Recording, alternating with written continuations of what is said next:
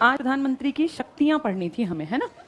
कल हम लोगों ने प्रधानमंत्री का टेबल कंप्लीट किया था। मुझे एक ऐसी पीएम का नाम बताओ जिसने 6 राष्ट्रपति और 2 कार्यवाहक राष्ट्रपति देखे। कौन थी ये? इंदिरा गांधी। इंदिरा ने कब से कब तक भारत पे राज किया है? 66 से 77 और 80 से 84। इस दौर में उन्होंने कौन से राष्ट्रपति देखे? अगर तुम्हें राष्ट्रपति का टेबल याद है तो ये बहुत आसान है। 66 से कौन था? तुमने doctor doctor doctor very funny Neelam ज्ञान झाड़ती रही, है ना, रोती रही, ये पढ़ा था हमने। यहां तक में इंदिरा गांधी का नाम आना ही आना। हम ये जानते हैं इन्होंने टाइम पीरियड देखा 1950 से 62, इन्होंने 62 से लेके 67। इसका मतलब इंदिरा गांधी बीच में ये रही। तो पहला राष्ट्रपति कौन था? डॉक्टर राधा कृष्णन। दूसरा राष्ट्रपति कौन था? ये जाकिर हुसैन। ये थे वीवी गिरी। इनका टाइम पीरियड भी देख ले। इनका टाइम पीरियड है 1967 से 69, फिर इनका 69 से 74, यानी Indira as it is. Fakhruddin Ali Ahmed का टाइम पीरियड 74 से 77। तो ये लगातार के 4 राष्ट्रपति अपना टाइम पीरियड काट के जो गए, ये किस पीएम ने देखे हैं? इंदिरा।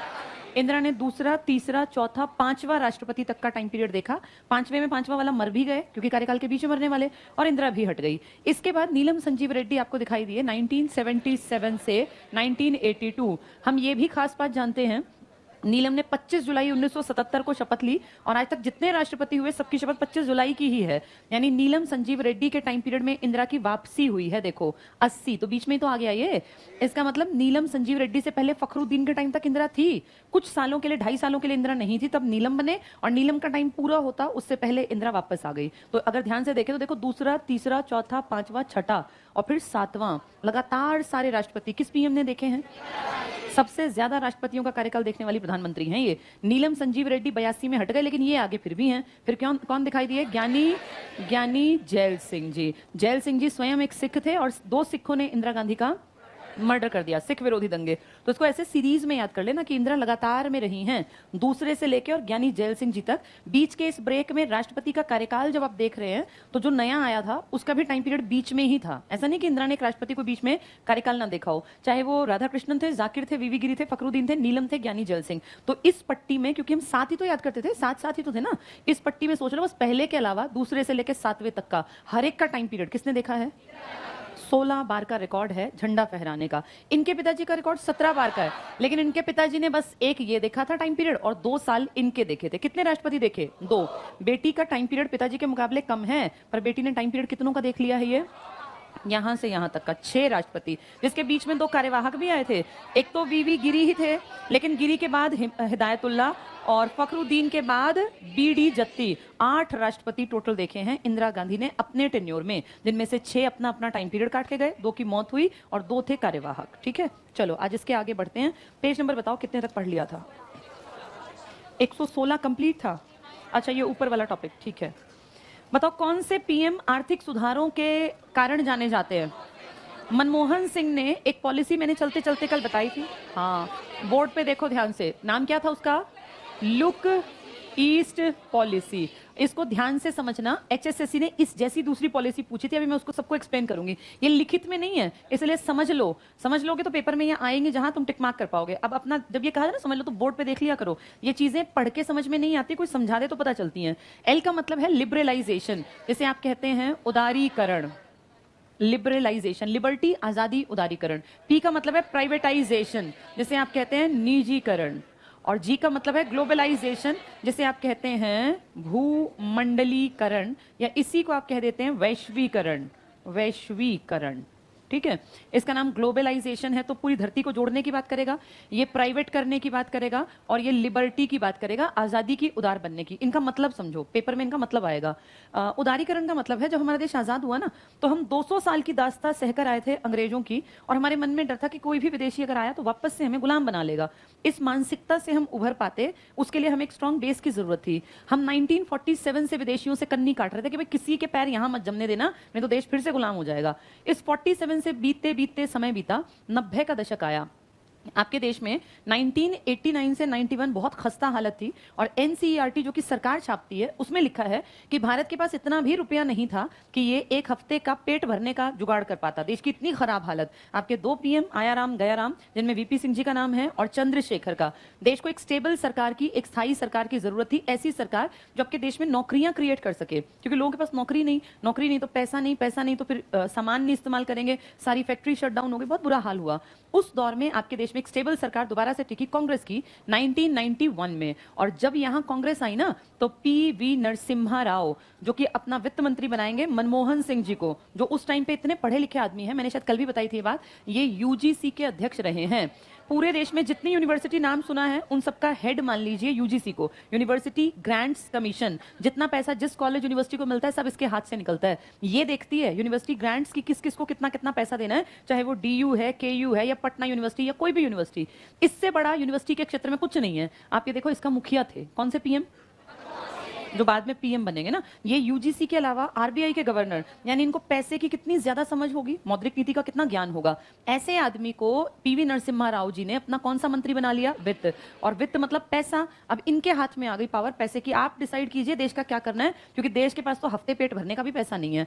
तब इन्होंने समझ के अपना दिमाग दौड़ाया और सारी एक प्लानिंग की और ये कहा कि देश में जरूरी है कि हम विदेशियों को आने दें। तो विदेशियों को आने देंगे तो हम गुलाम बन जाएंगे, नहीं, इतनी लिमिट में रखेंगे इनका पार्ट कि हमें गुलाम ना बना पाए। विदेशी कंपनियों को आने दो। विदेशी कंपनी जब आपके देश में आती है ना तो आपको क्या फायदा होता है, आपको इन्वेस्टर मिल जाते हैं, वो अपने पैसे को इन्वेस्ट करती हैं आपके देश में। फॉर एग्जाम्पल, किसी ने गुड़गांव में, गुरुग्राम में एक बहुत बड़ा जमीन का टुकड़ा लिया किसी विदेशी कंपनी ने कि भाई हम यहाँ इसको खरीदते हैं। एक तो बहुत महंगी बेच सकते हैं हम, विदेशी पैसा लगा सकते हैं। दूसरी चीज, वो यहाँ जितनी इंडस्ट्रीज खड़ी करेगा इन सबका लेबर विदेश से तो नहीं ला सकता। वो यहाँ उसको मैनेजर भी चाहिए, यहाँ उसको क्लर्क भी चाहिए, यहाँ उसको बहुत सारी तरह के लोगों की भर्ती, कोई चाय पिलाने वाला, कोई पोछा लगाने वाला, कोई गार्ड भी चाहिए। एक एक कंपनी में हजारों लोग काम करते हैं।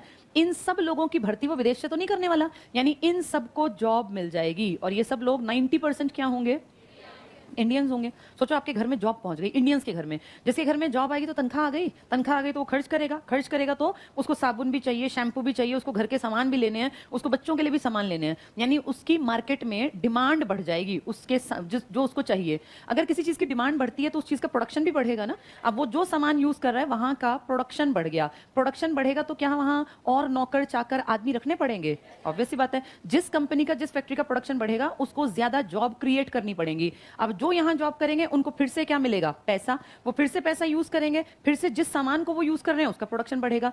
इस तरह ना एक शुरुआत करने से एक सर्कल चल पड़ता है जिसमें लोगों की नौकरियां मिलती जाती हैं, मिलती जाती हैं, मिलती जाती हैं।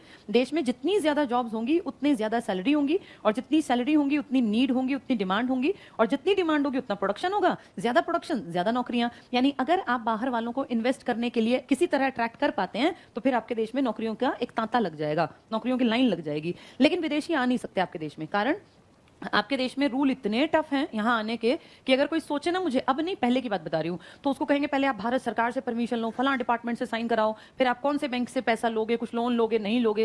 मतलब इतना परेशान करते थे हम विदेशियों को कि वो हाथ जोड़ते हैं, माफी दे दो, हमें यहाँ काम करना ही नहीं है। ये दिखता था मार्केट है बहुत बड़ा, लेकिन कहते भैया यहाँ तो बहुत रूल्स एंड रेगुलेशन स्ट्रिक्ट है, हम यहाँ पैसा इन्वेस्ट ही नहीं करेंगे। तो मनमोहन सिंह जी ने कहा भैया रूल रेगुलेशन रखी रह जाएंगी और देश भूखा मर जाएगा, इनको आजादी दो, थोड़ी सी लिबर्टी दो, इनको आने दो ना, पैसा लगाने दो। पैसा लगा रहे हैं, मान लिया प्रॉफिट ले जाएंगे अपने देश, पर आपको भी तो रोजगार दे जाएंगे। ये था उदारीकरण। उदार बनो, लाइसेंस व्यवस्था को इतना आसान बना दो कि विदेशियों का मन करे तुम्हारे देश में पैसा लगाने का। आज पैसा लगाना मुश्किल नहीं है, क्योंकि कौन सी नीति चल रही है पहले ये बहुत स्ट्रिक्ट थे, पहले पैसा लगा नहीं सकते थे। दूसरे का नाम क्या रखा, हाँ, हमारे देश में ना पहले सब चीजें सरकारी थी, अब धीरे धीरे चीजें आप देख रहे हैं प्राइवेटाइज हो गई हैं। जैसे बहुत लोग कहते हैं प्राइवेट होने का फायदा है, अब इस चीज को देखो ध्यान से समझने की कोशिश करना। प्राइवेट करने से नुकसान क्या है? प्राइवेट करना पता है कब पॉसिबल होता है? जब हम सबका स्टैंडर्ड इतना ज्यादा हो, हर किसी का, कि हम प्राइवेट चीजों को अफोर्ड कर पाए। आपके देश में आज भी बहुत सारे लोग हैं जो डॉक्टर की 100 रुपए की पर्ची नहीं बनवा सकते। वो नहीं है बेचारे इस काबिल कि वो 100 रुपए की पर्ची, 100 रुपए का डॉक्टर सबसे सस्ता और सबसे जो कम लायक डॉक्टर होते हैं ना वो 100 रुपए लेते हैं, नहीं तो अच्छे डॉक्टर जो है ना आजकल नामी गिरामी, 1000-2000 से कम की तो पर्ची नहीं बनती उनकी, वो सिर्फ बात करने के 1000 रुपए ले लेते हैं, कोई दवाई नहीं दे रहे वो आपको। आप मैं सस्ते, सबसे सस्ते की बात करूँ, 100 रुपए की पर्ची बनाई। अब बहुत सारे लोग ऐसे हैं जो 100 भी नहीं दे सकते, भाई उनका बच्चा बीमार है, उनके माँ बाप बीमार है, वो कहाँ जाएंगे। तो जो ये लोग दलील देते हैं ना कि हर चीज प्राइवेट कर दो, पहले अपने देश का स्टैंडर्ड इस लेवल का बना लो कि तुम्हारे देश में हर कोई 1000 रुपए दे सकता हो डॉक्टर को। नहीं है ना ये स्तर हमारा अभी हमें समय लगेगा। अमेरिका में हर चीज प्राइवेट हो तो फर्क क्या पड़ता है। तुम जानते हो अमेरिका में बीपीएल कौन होते हैं, हमारे बीपीएल कौन है इंडिया के, कैसे मापते हैं बीपीएल को आप, नहीं गरीबी रेखा से नीचे कौन, किसको मापते हैं आप और अमेरिका में अंतर देखो। मैं बिल्कुल नहीं कह रही हूं, 9वीं क्लास की इकोनॉमिक्स में लिखा है ये जो तुम्हें बता रही हूं। वो कहते हैं पॉवर्टी करके एक चैप्टर है 9th क्लास की इकोनॉमिक्स में, घर जाके बुक हो आसपास तो देख लेना। इन दोनों का अंतर समझना। अब इंडिया में पॉवर्टी लाइन को मापते हैं कि तुम्हें कैलोरीज कितनी मिल गई, पेट भरने लायक मिल गई, और वो भी देखो कितनी। अगर आप विलेज में रहते हैं, गांव में, तो आपको 2400 कैलोरी मिल जाए, बस इतनी बहुत है आपके लिए। 2 रोटी खा ली ना, मिल गई कैलोरीज, बस। अब तुम गरीब नहीं हो, सिर पे छत नहीं है, कपड़े नहीं है, कोई फर्क नहीं पड़ता, तुम गरीब नहीं हो। अगर आप शहर में रहते हैं और आपको 2100 कैलोरी जितना खाना मिल गया, तो बस अब आप अमीर हैं, अब आप बीपीएल नहीं है। ये लॉजिक ठीक है या गलत है भैया। गरीब वो होता है जिसके सिर पे छत ना हो, जिसके ढंग के कपड़े ना हो, जिसको सर्दी से बचने का मौका ना मिले, गर्मी में मरता रहे, लू लग के मर जाए, ठंड में ठिठुर के मर जाए, ये उसको गरीब नहीं मान रहे। ये कह रहे हैं 2400 कैलोरी मिलती है तुझे, हाँ जी मिलती है, 2 रोटी तो मिल ही जाती है सबको, 2-3 रोटी मांग के, भीख मांग के, कहीं से चुरा के, कुछ भी करके, बस तो तू अमीर है। ये पैरामीटर ठीक है या गलत है। ये पता है किसको कहते हैं बीपीएल, ये कहते हैं जिसके घर में गाड़ी नहीं है ना, वो है बीपीएल। गाड़ी आदमी कब लेता है, जब उसके पास क्या क्या नीड पूरी हो जाए। सिर पे छत हो, अपनी बेशक ना, रेंट क्यों, रेंट देता तो होगा, सिर पे छत हो, अच्छे कपड़े हो, उसकी सारी नीड्स पूरी होती हो। ये इसको हम तो लग्जरी मानते हैं ना इंडिया में, जिसको तुम लग्जरी कहते हो उसको वो बीपीएल का पैरामीटर मानते हैं। अब तुम देखो अपने और उनके बीच में अंतर। और जो लोग ढिंडोरा पीटते हैं कि नहीं हर चीज प्राइवेट कर दो, तो पहले इस लेवल पे आ जाओ। यहां आ जाओगे ना तो प्राइवेट चीजें दुखी नहीं करेंगी। सिर्फ अपनी अपनी मत सोचो, जैसे मैं हूं, मुझे क्या फर्क पड़ता है प्राइवेट हो ना हो, मुझे तो सरकारी अस्पताल में नहीं जाना। लेकिन मैं उसका देखूं कि भारत की आज भी 50% से ज्यादा आबादी, अगर आप कभी किसी सरकारी अस्पताल में गए हो तो देखा लाइन कैसे लंबी लगी होती है, कितनी दुर्गत होती है, वहां कोई कितना ही बीमार है लेकिन उसको पीछे खड़ा रहना जब तक उसका नंबर ना आ जाए। प्राइवेट में आपकी जेब में पैसा है, आप इमरजेंसी की फीस कटाइए, 1000 की जगह आप 2000 दीजिए, आपको तुरंत मिनट के अंदर अंदर ले जाएंगे। ऐसा ही होता है ना।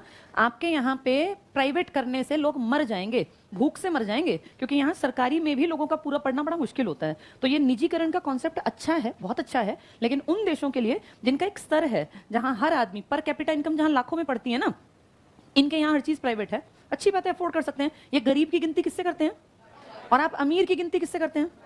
तो तुम अंतर देख लो, ये अंतर है। तुम तो रोटियों से मापते हो गरीबों को, सिर पे छत, कपड़े की तुम्हें जरूरत ही नहीं, और गाड़ी तो हमारे लिए लग्जूरियस लाइफ का एक पार्ट होती है। इसीलिए मैं कह रही हूँ हर चीज प्राइवेट नहीं हो सकती, और अगर हो गई तो इसमें गरीब मरेगा, किसी अमीर पे असर नहीं आना, मरेगा गरीब। क्योंकि गरीब आदमी का ही सरकार से फायदा होता है, उसी को सरकारी बसों में चलना है, उसी को सरकारी ट्रेन में चलना था, उसी को सरकारी अस्पताल में जाना है। अमीर को ना तो सरकारी अस्पताल चाहिए, ना उसको ट्रेन में ट्रेवल करना, ना उसको सरकारी बस में चलना। तो ये जो लोग ये मूर्ख है ना, जिनमें समझ नहीं है, वो कहते हैं हर चीज को प्राइवेटाइज कर दो। प्राइवेट करने की बात बुरी नहीं है, लेकिन आपका स्तर तो हो, हम सब उस लेवल पे तो हो। पूरा देश सिर्फ मेरे और तुमसे देश नहीं है ना, तुम तो यहाँ आराम से बैठे हो, सबके शरीर पे कपड़ा है बढ़िया, ठंड लगी तो जैकेट पहनाए, स्वेटर पहनाए, और ठंड बढ़ेगी तुम कैप लगाओगे, तुम मफलर शॉल ओढ़ लोगे, तुम जूते पहन लोगे, तुम गरीब थोड़ी हो। लेकिन इस देश में कितने ही लोग हैं जिनके पास ढंग के कपड़े भी नहीं है, जो सर्दी में ठिठुरते घूमते हैं, जो कहीं सोचते हैं कहीं रात काटने के लिए कोई शेल्टर होम मिल जाए।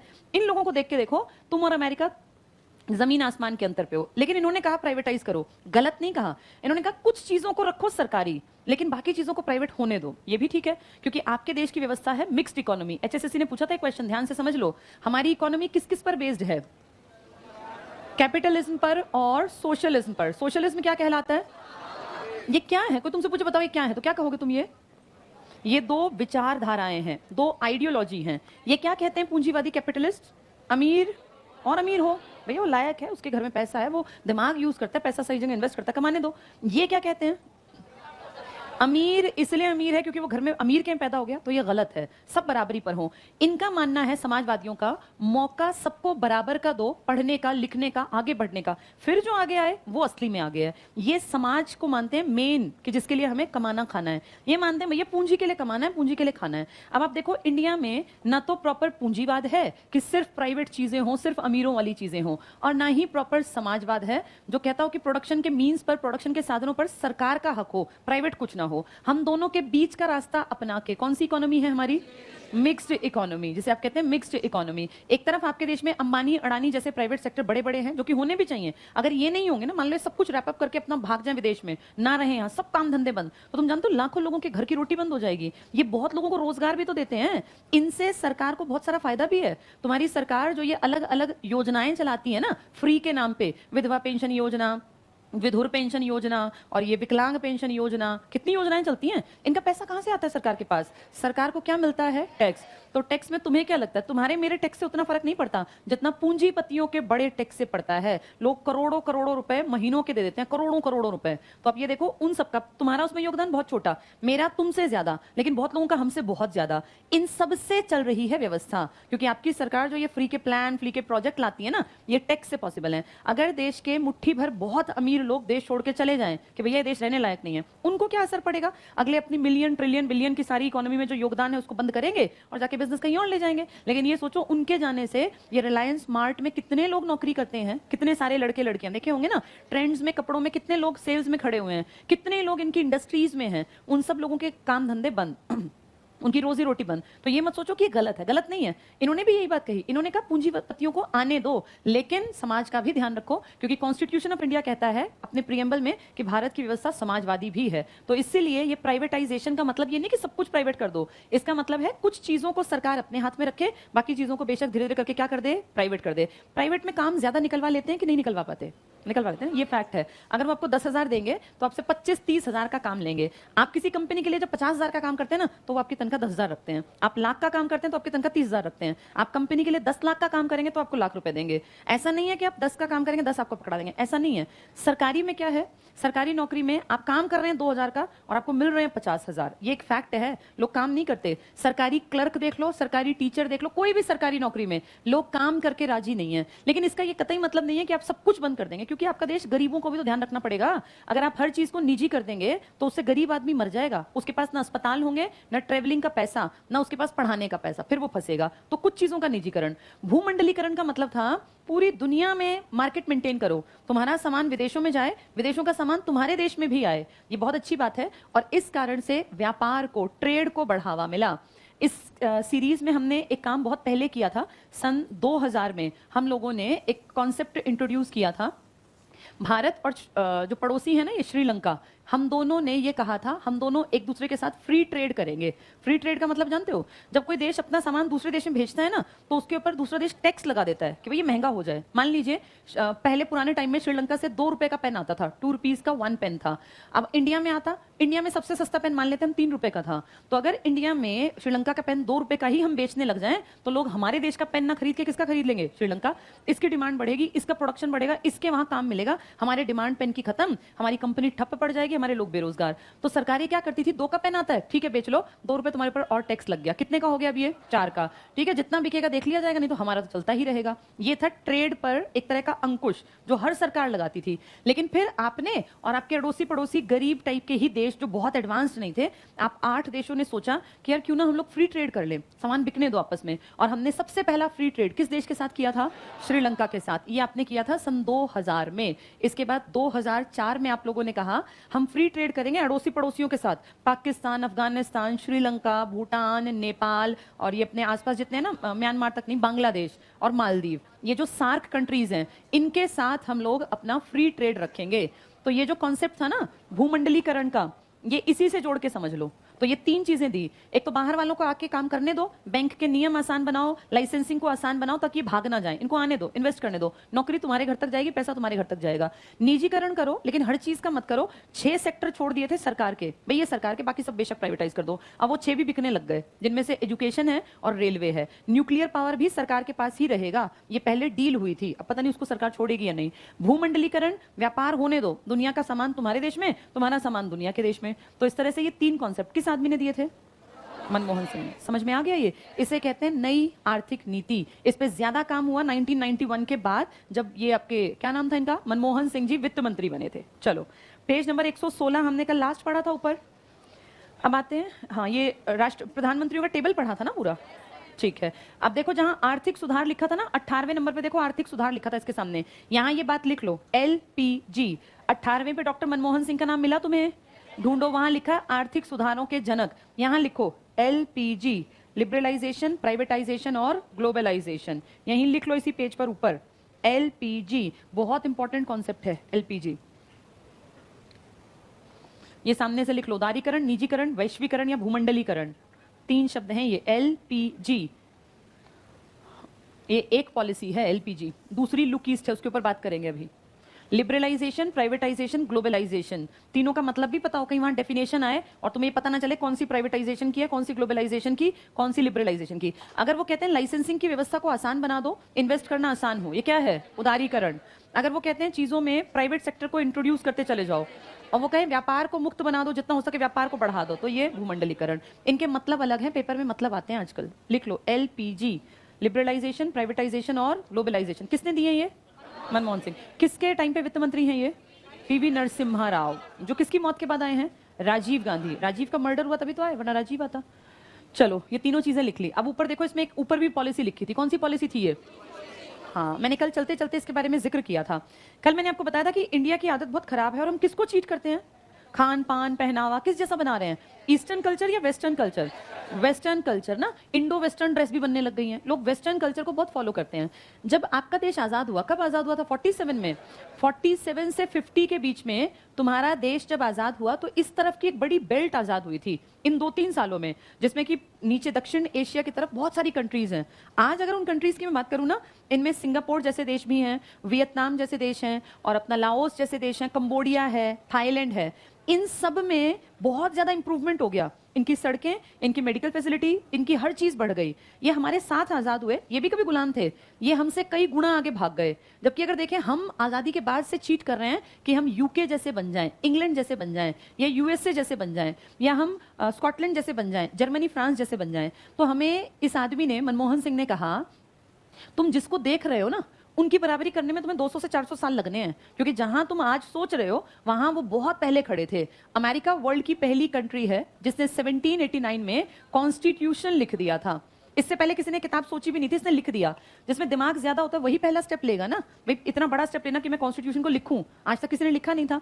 तुमने कॉन्स्टिट्यूशन कब लिखा? 1950 में जाके पूरा हुआ, अंतिम बैठक 50 तक थी। अंतर देखो जरा, ये 1800 भी नहीं आए थे और तुम 1950। तुम अपने आप सोचो, तुम लगभग 150-200 साल पीछे हो एक किताब लिखने भर में। और फिर उससे बड़ी बात ये कि इन्होंने किसी की किताब देखी नहीं, इनकी तो पहली किताब थी। तुमने दुनिया की किताबें देखी हैं, जर्मनी, जापान, जहां से जो मिला, आयरलैंड, फ्रांस, उसका बेस्ट उठा के लिख लिया। ये तो बहुत आसान काम था। जो ऑथेंटिक अपनी किताब लिखी जिसने, उसमें दिमाग ज्यादा रहा होगा ना। हमने तो देख के अच्छा इसके मौलिक अधिकार ला उठा के हम भी लिख लें, अच्छा इसका राष्ट्रपति ला हम भी लिख लें। हमने तो ऐसे तो किया है। हमने अपने नोट्स बनाए हैं सामने 10 किताब रख के, इसने अपने नोट्स बनाए थे समझ समझ के, सोच सोच के, बिना किसी किताब के। तो ऑब्वियस सी बात है कि ज्यादा आगे कौन चलेगा?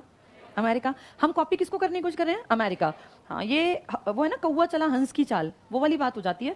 अपनी रियलिटी को, मैं ये नहीं कह रही कि हम बहुत बेवकूफ हैं, हम भी इंटेलिजेंट हैं, लेकिन अपने इंटेलिजेंस के लेवल को धीरे धीरे अपनी स्पीड से बढ़ाना ठीक रहता है। किसी को देख के कॉपी करके हमेशा उसकी तरह बनने की कोशिश में आदमी नाकारा हो जाता है।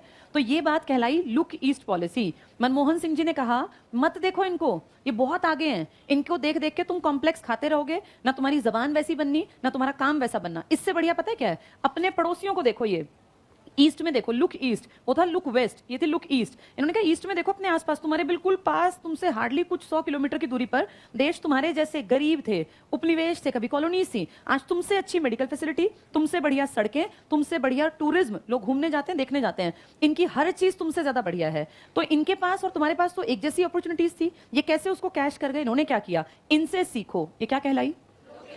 बड़ी अच्छी पॉलिसी थी, बहुत बढ़िया पॉलिसी। भाई सिंगापुर को दुनिया जानती है, हम सिंगापुर क्यों नहीं बन सकते? सिंगापुर जैसे हम भी बन जाएं। अब ये बात अच्छी लगी लोगों को, लेकिन काम करने में टाइम लगता है। मोदी जी आए, मोदी जी ने कहा बहुत सालों से चल रहा है look east, look east, look east, अब इसको एक्ट ईस्ट बनाते हैं। और मोदी जी ने इसके आगे जोड़ दिया, लुक ईस्ट की बजाय इसको क्या बना दो? Act east policy. तो अब फिलहाल में कौन सी पॉलिसी चल रही है? Act east. अभी HSSC ने एक क्वेश्चन दिया था, मरकांगे गंगा प्रोजेक्ट किस पर बेस्ड है? उसमें लिख दिया था look south policy, look north policy, look east policy, look west policy. तो इंडिया किस पे काम कर रहा है? हाँ, इंडिया लुक ईस्ट को ही बदल के क्या बना गया अब? Act east. जहां भी ऐसी पॉलिसी आए ना, तो कोई नॉर्थ साउथ और वेस्ट पॉलिसी तुम्हारी नहीं है, तुम्हारी एक पॉलिसी है। लुक ईस्ट से अब तुमने क्या बना दी है? Act east policy. यहां लिख लो ये बात, जहां तुमने आर्थिक सुधार लिखे ना, यही लिखो look east policy. Look east, किताब में ऊपर नीचे व्हाइट पट्टी खाली होती है, वहां लिख लिया करो, ये इंपॉर्टेंट बातें हैं। लुक ईस्ट पॉलिसी, अब एक्ट ईस्ट पॉलिसी बन गई, लुक ईस्ट पॉलिसी अब एक्ट ईस्ट पॉलिसी है। अब कहें एक्ट ईस्ट पॉलिसी किसने कही है? मोदी जी ने। लुक ईस्ट किसने कही थी?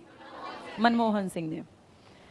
चलो, तो हमने दो पॉलिसी जान ली आर्थिक सुधारों में, एक एलपीजी और एक लुक ईस्ट पॉलिसी। ठीक है, चलो अब नीचे पहुंचे। प्रधानमंत्री के काम और शक्तियां। तुम्हें कई दिन से हम राष्ट्रपति ये प्रधानमंत्री पढ़ रहे हैं, समझ में आया इसका क्या काम होगा?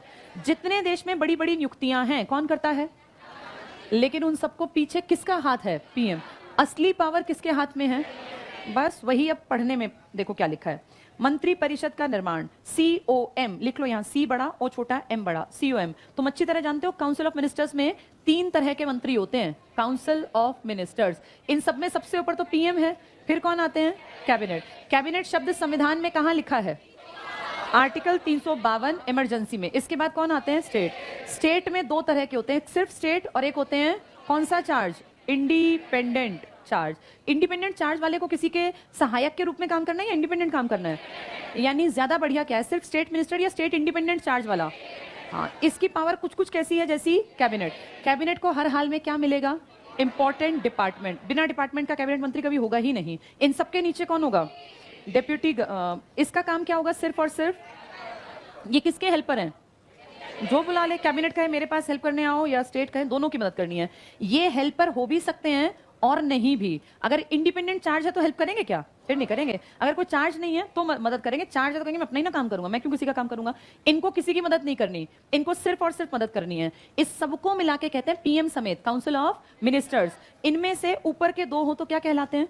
मंत्रिमंडल। सारों को कहते हैं मंत्री परिषद और ऊपर वाले कहते हैं मंत्रिमंडल।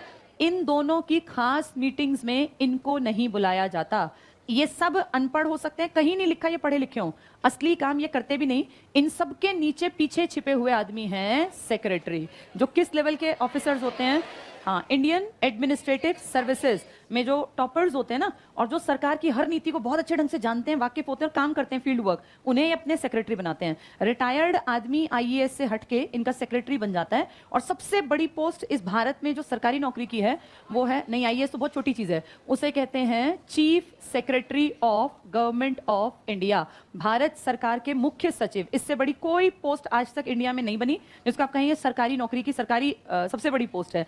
आईएएस बहुत छोटे होते हैं, सब आईएएस सेक्रेटरी नहीं बनते, आईएएस का एक छोटा सा हिस्सा सेक्रेटरी बनता है, और उनमें से कोई एक बहुत ही बढ़िया होगा तो वो chief secretary of government of India, Bharat सरकार का मुख्य सचिव बनता है। यहां तक पहुंचने में भी पापड़ बेलने पड़ते हैं। सरकार के आप चहीते हैं, आप अच्छा काम करते हैं, आपकी नॉलेज का लेवल बहुत बढ़िया है, आपको डिप्लोमेटिक बातें भी आती हैं, आपका दिमाग बहुत तेज है, तो आप यहां तक पहुंचते हैं। उसके बाद यहां, और लास्ट स्टेज ये है। ये सब दिखते हैं, काम असली में वो करते हैं। कुछ देश पता है कितने अच्छे हैं, उन्होंने अपने देश में इनके साथ इनको भी COM का हिस्सा मान रखा है। लेकिन आपका देश है बहुत दिखाना अलग और करने अलग वाला काम। आपके देश में COM में ये सब है, जो हो सकता है एक नीति भी ना बना सकते हो आधे, लेकिन काम करने वालों को इन्होंने कहा है तुम COM का हिस्सा नहीं हो, तो तुम्हारी काउंसिल ऑफ मिनिस्टर्स में ये लोग नहीं आ सकते। ब्यूरोक्रेट्स की कोई जगह नहीं है। देखो पहला पॉइंट, अनुच्छेद 75, राष्ट्रपति प्रधानमंत्री के परामर्श से, ये बातचीत नहीं करनी बीच में किसी को भी, राष्ट्रपति प्रधानमंत्री के परामर्श से मंत्री परिषद के सदस्यों की नियुक्ति करता है। अंडरलाइन कर लो इस बात को, नियुक्ति करता है राष्ट्रपति, परामर्श किसका है? प्रधानमंत्री का। ये जो डिपार्टमेंट मिलते हैं, भाई तेरा वित्त है, तेरा विदेश है, तेरा मान लीजिए पेट्रोलियम है, कोयला है, खनन है, ये किसकी मर्जी से मिलते हैं? ये पीएम की से। क्या इनकी अलग अलग शपथ होती है? मैं पेट्रोलियम मिनिस्टर हूं, मैं ये शपथ एक होती है। 3 तरह की शपथ होती है, आपके कॉन्स्टिट्यूशन में लिखी है। पहली शपथ होती है उम्मीदवार की, भाई मैं कैंडिडेट हूं। इसके बाद जो जीत जाते हैं वो क्या बन जाते हैं? सांसद। और इनमें से कुछ लोग क्या बनते हैं? मंत्री। मंत्री अपने पद की शपथ लेता है, विभाग की कोई शपथ नहीं होती कि मैं बिजली मंत्री बन रहा हूं, मैं कोयला मंत्री, ऐसी कोई शपथ नहीं है। इनका प्रारूप, तीनों का प्रारूप लिखा हुआ है आपके कॉन्स्टिट्यूशन में। और कहां लिखा है ये लिखा है अनुसूची शेड्यूल नंबर 3 में। ये पेपर में आ जाएगा। कैसे देंगे वो? एक और नाम लिख देंगे और कहेंगे किसकी शपथ नहीं है, तो हमें पता हो किसकी शपथ है। उम्मीदवार की है, सांसद की है, मंत्री की है। ये 3 शपथ लेता है मंत्री। चलो पढ़ो आगे। प्रधानमंत्री ही निर्णय करता है कि मंत्री परिषद में कितने मंत्री हों और कौन कौन मंत्री हों। कितने में क्या ये 100-200 बना सकता है क्या? कितना परसेंट? 15%। यहां लिख लो कितने मंत्री, यहां लिख लो अधिकतम 15%। कितने का मतलब इसकी मर्जी नहीं है। किसी का फोन ऑन है क्लास में? कहाँ से? नहीं, लैपटॉप से तो नहीं आ रही आवाज, तुम्हारी तरफ से आ रही, किसी का तो फोन बज रहा होगा, देख लो। चलो देखो अगला पॉइंट, मंत्री परिषद का लोकसभा के प्रति, अंडरलाइन कर लो, लोकसभा के प्रति सामूहिक उत्तरदायित्व। सामूहिक उत्तरदायित्व क्या होता है? एक की गलती सबकी गलती। भाई तुम कहां सोए हुए थे जब ये गलती कर रहा था? मंत्रियों के मध्य विभागों का वितरण, पहला पॉइंट टिक करना।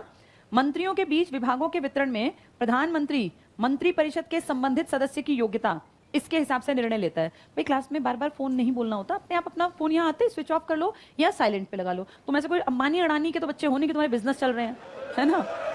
तुम यहाँ पढ़ने आते हो, अपने 3-4 घंटे ना सिर्फ अपने लिए रखो। इसमें ना घर वाले ना कोई बाहर वाला कोई ना हो। ये 3-4 घंटे अपने दिमागी विकास पे लगाओ।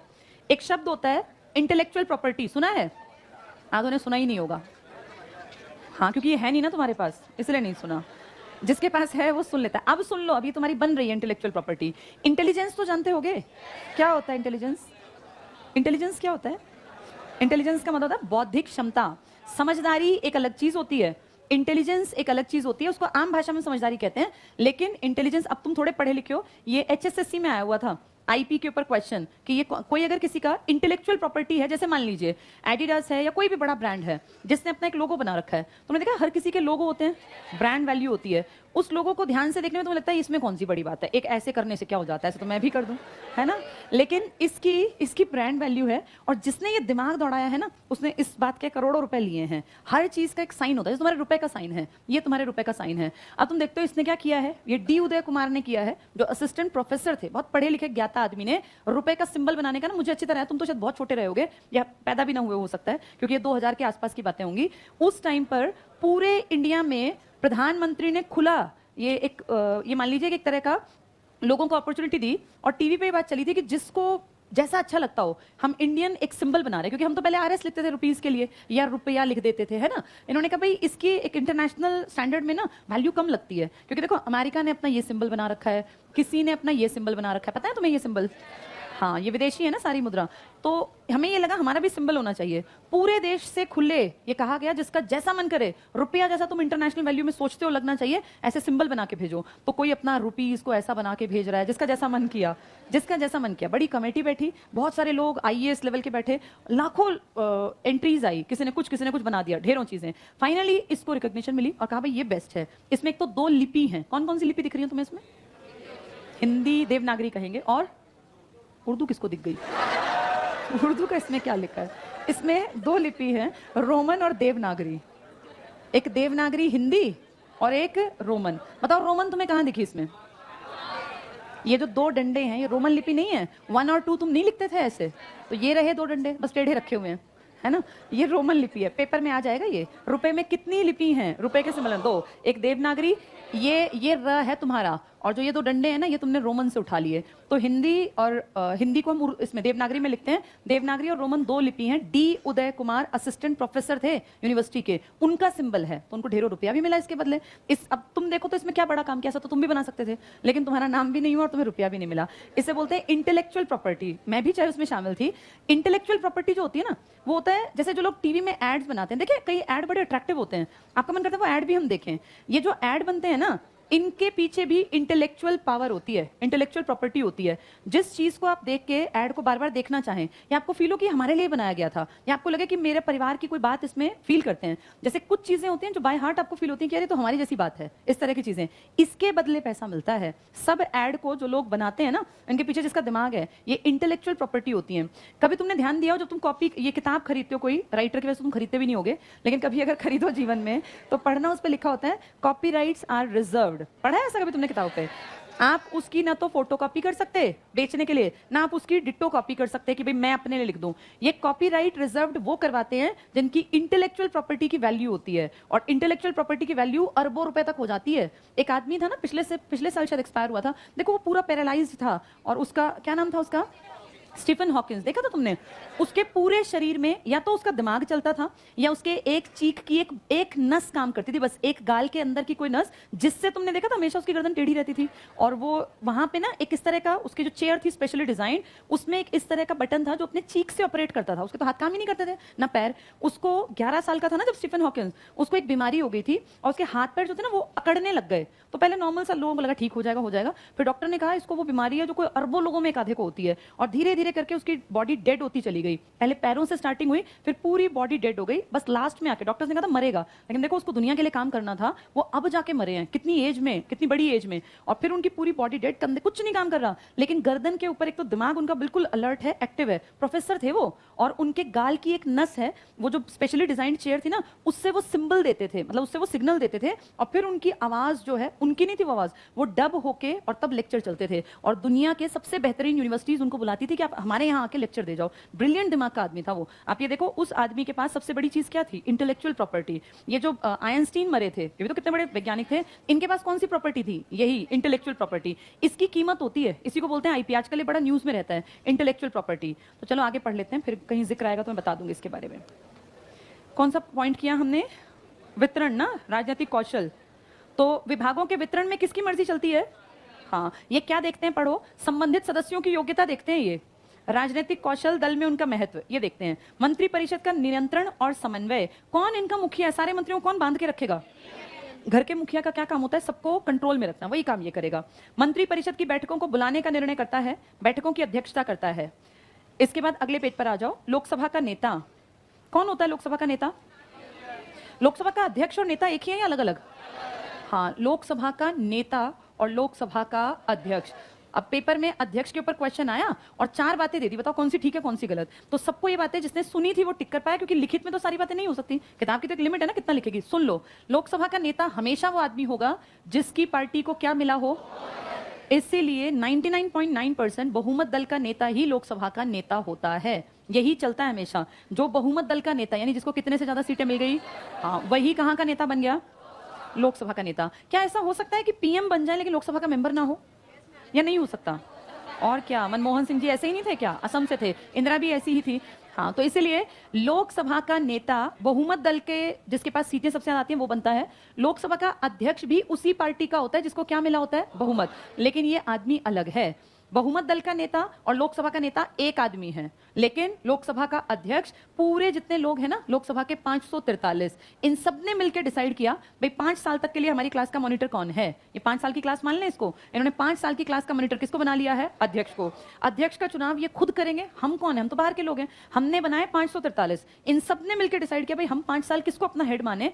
ये भी लगभग 100% मान के चलो, जिस पार्टी को बहुमत मिलता है उसी का आदमी क्या बन पाता है? अध्यक्ष बन पाता है। अध्यक्ष का काम क्या है? जैसे तुम्हारी क्लास में मान लो मैं अध्यक्ष हूं, मेरा काम है इस क्लास का डेकोरम मेंटेन करना, इस क्लास में कोई भी बातचीत ना करे, कोई ऐसा ना करे बिहेवियर जिससे दूसरे लोग परेशान हो। ये मेरी जिम्मेदारी है क्योंकि मैं क्लास की हेड हूं। ऐसे ही यहाँ अध्यक्ष की जिम्मेदारी है कि ये आपस में लड़े ना, जूते ना फेंकें, बाल ना खींचे, मारपीट ना करें, शांति से बैठे रहें। और जब मैं कहूं तो ये बोले, और जब मैं कहूं तुम चुप हो जाओ, इसका नंबर है, तो ये बोलेगा। इसे कहते हैं एक तरह का डेकोरम मेंटेन करना। किसकी जिम्मेदारी है ये?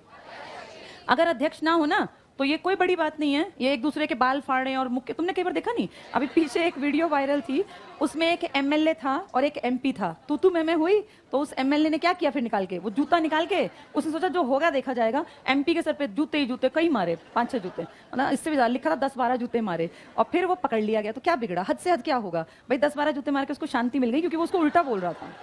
तो उसने सोचा कि भैया होगा एमपी, लेकिन मैं भी तो अपनी भड़ास, फाइनली तो इंसान ही है ना, पोस्ट के बाद तो इंसान है। ये बहुमत दल का जो नेता है ना, और जो लोकसभा का नेता है, ये बहुमत में है, लेकिन विपक्षी मान लो सोचेंगे हम इनको मजा चखा के रहेंगे, क्या हुआ विपक्ष में है तो गड़बड़ हो जाएगी ना। इसलिए इन सबके बीच में मॉनिटर खड़ा कर रखा है। वो कौन है? लोकसभा का अध्यक्ष।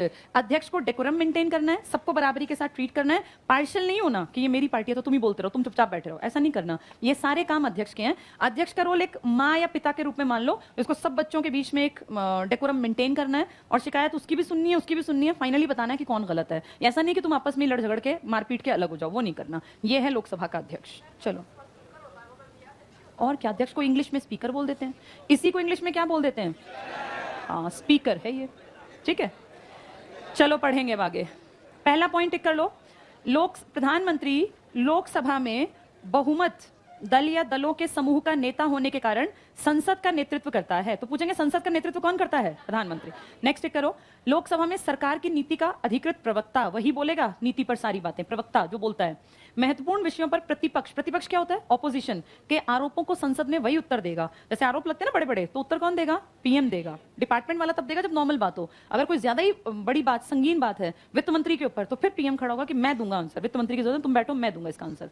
नेक्स्ट, राष्ट्रपति को लोकसभा भंग करने की सिफारिश करने के विषय में निर्णय लेने का अधिकार प्रधानमंत्री के पास है। प्रधानमंत्री क्या राष्ट्रपति को कह सकता है सर टाइम से पहले इसको भंग कर दो? बिल्कुल कह सकता है।